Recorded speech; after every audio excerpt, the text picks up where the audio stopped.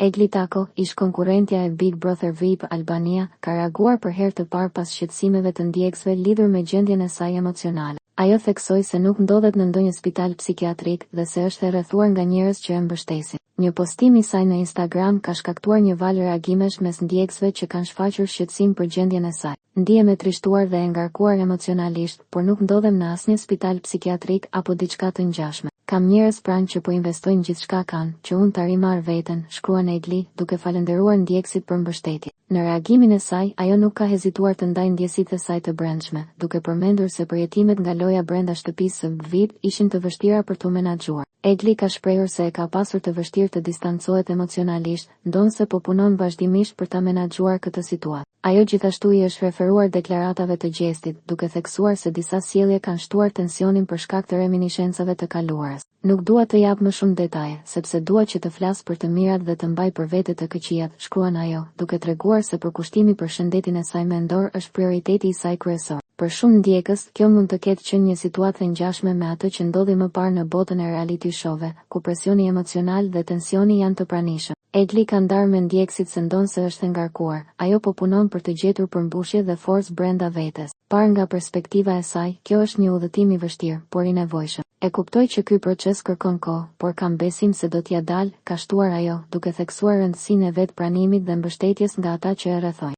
Në një kohë kur shëndeti mendor është një çështje shumë e diskutuar, historia e Egli Tako është një kujtesë e rëndësishme për të gjithë ata që ndihen të ngarkuar emocionale. Në fund të mesazhit të saj, Egli shpreh mirënjohjen për gjithë mbështetjen e marrë dhe thekson se po punon për të gjetur forcën brenda vetes për t'u rikthyer në rrugën e duhur. Ajo ju bëri thirrje ndjekësve të vazhdojnë ta mbështesin, duke i inkurajuar ata që të kujdesen për shëndetin